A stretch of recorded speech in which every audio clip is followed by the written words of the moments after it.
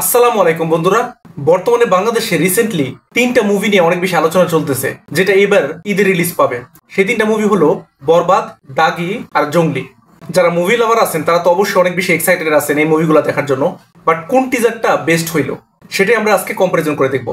So যেহেতু বরবাদ মুভির টিজারটা সবার আগে বের হয়েছিল, এই কারণে আগে আমরা বরবাদের টিজার দেখে আসি, তারপরে দাগি টিজার এবং সবশেষে আমরা জঙ্গলির টিজারটা দেখবো। So let's start. আমার মা হয়ে লজ্জা হয়।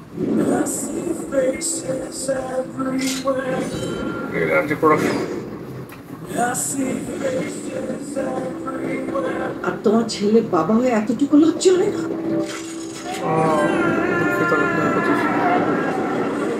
উনি একজন ড্রাগ অ্যাডিক্টেড। উনি একজন রেপিস্ট।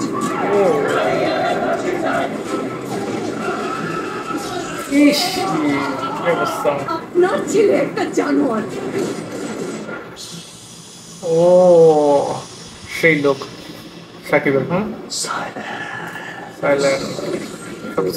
এই অবস্থা, ওর ফিউচার কি? আমি আমার ফিউচার নিয়ে ভাবি না, সেই অতীত নিয়েও ভাবি না। আমি শুধু একটা জিনিসই ভাবি, মৃত শুধুই আমার। মৃত্যুরে না পাইলে আমি পুরা দুনিয়া বরবাদ করে দিতেছি। ওয়াও,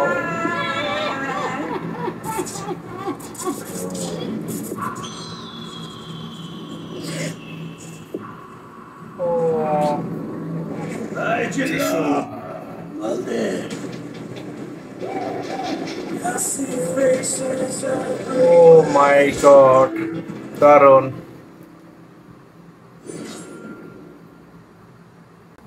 টিজারটা দেখেই বোঝা গেল যে কেন এই বরবাদ নিয়ে এত বেশি আলোচনা চলতেছে।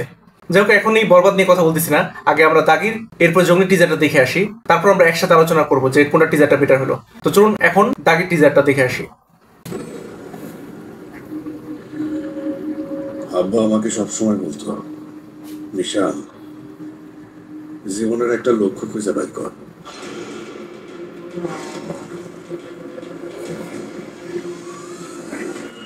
এখন বুঝতে পারতেছি জীবনের লক্ষ্য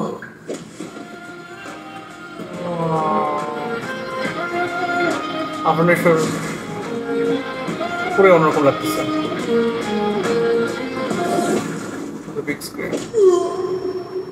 জেলের দাগ একবার যা লাগছে, সেই দাগই সারাটা জীবন।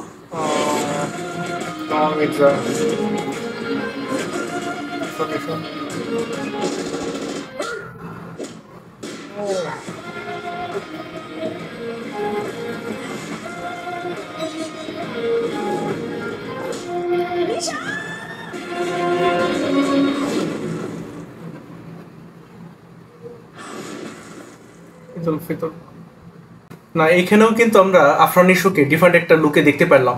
আর আফরান নিশো কিন্তু সবসময় এক্সপেরিমেন্ট করে নিজেকে। এর আগে যে গত বছর সুরঙ্গ মুভিটা বেরিয়েছিল, সেখানে কিন্তু আফরান নিশোর দুর্দান্ত একটা পারফরমেন্স আমরা দেখছিলাম। এই দাগি মুভির টিজারটা দেখেও কিন্তু বোঝা যেতেছে যে এই মুভিটাও কিন্তু অনেক রিয়েলিস্টিক আর ইউনিক একটা কাহিনীর মুভি হবে। যাই হোক, এখন আমরা জঙ্গলি টিজারটা দেখে আসি, তারপর আমরা বিস্তারিত আলোচনা করতেছি এই বিষয়টা নিয়ে।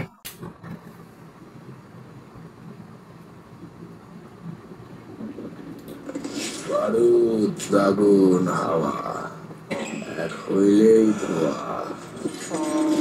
কে জ্যান্ত, কে মরা।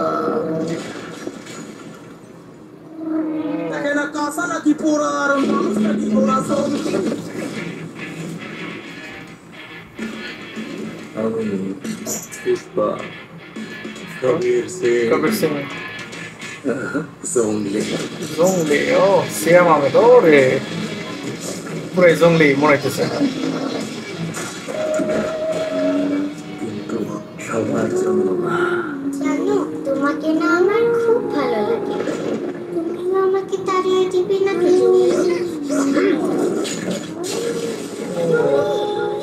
But by true events.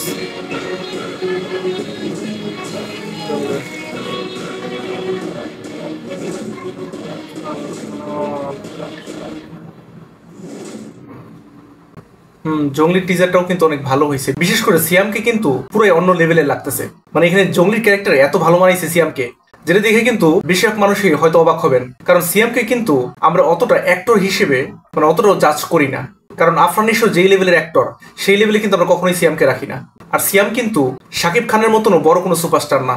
তবে আমি যদি র্যাঙ্কিং করি এই তিনটা টিজারের মধ্যে কোনটা আমার কাছে পার্সোনালি বেশি ভালো লাগলো, তাহলে লুক অ্যান্ড ফিলের কথা যদি বলি, লুক অ্যান্ড ফিল বা কোন টিজারটা সবচেয়ে বেশি থ্রিলিং ছিল সেই দিকটার কথা যদি বলি, সেই দিক দিয়ে অবশ্যই নাম্বার 1-এ থাকবে বরবাদ, আর নাম্বার 2-তে থাকবে জঙ্গলি, আর লাস্টের দিকে থাকবে হলো দাগি।